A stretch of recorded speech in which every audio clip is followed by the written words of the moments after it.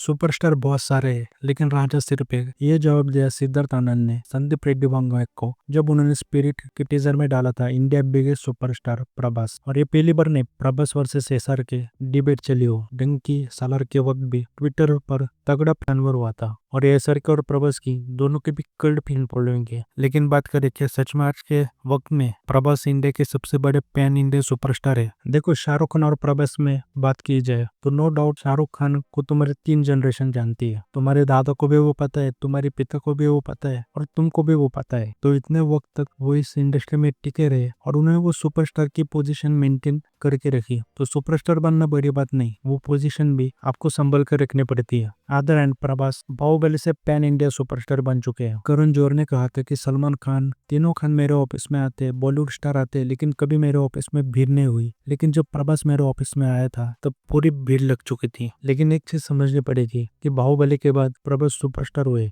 लेकिन उनकी जितनी भी मूवीज थी डिसअपॉइंट नहीं किया। लेकिन एक चीज है, सभी ने 100 करोड़ कलेक्शन करके दिखाया और ये सुपरस्टार की डेफिनेशन है कि फिल्म घटिया भी हो वो मूवी 100-200 करोड़ कमा लेती है। लेकिन शाहरुख खान के मामले में ऐसे देखने को नहीं मिलता। अगर तुम बात करें ये रिच की, तो शाहरुख खान की ग्लोबल फैन फॉलोइंग भी है और जिस तरह Malayalam actors, other industries actors Shahrukh Khan को जिस तरह रिस्पेक्ट मिलती है, तो ऑब्वियसली वो भी एक बिगेस्ट सुपरस्टार है। लेकिन एक चीज प्रभास के फैंस को समझनी पड़ेगी, जिस इंसान को वो राजा बनाना भी चाहते हैं वो उसमें इंटरेस्टेड है क्या? वो उसे राजा के गद्दे पर तो बिठाना चाह रहे हैं, लेकिन उसे ही राजा नहीं बनना। क्योंकि देखोगे तो प्रभास नए पब्लिक अपीयरेंस पर पूरी तरह से ध्यान देता है। प्रभास कितनी बार ट्रोल्ड हुआ है पब्लिक अपीयरेंस को लेकर, फिर भी उसके फैंस उसको डिफेंड करते हैं। बाहुबली के बाद बंदा डेडिकेशन ही नहीं दे रहा है। मतलब मुझे लगता है एस राजा मौली जी ने बाहुबली में निचोड़ लिया प्रभास को। यहाँ तक कि स्पिरिट में भी मेरे अब एक्सपेक्टेशन कम हो चुके, क्योंकि वो जिस तरह प्रभास ने डायलॉग भी बोला है ना, तो क्लियरली वो सुपरिटेंडेंट थे, वो भी सुनाई नहीं दे रहा था। तो बाहुबली के बाद है ना, प्रभास कहीं ना कहीं उतना पैशनेट नहीं रहा फिल्म्स को लेकर, ऐसा मुझे लगता है। नो डाउट प्रभास बहुत बड़े एक्टर है, मैं खुद प्रभास का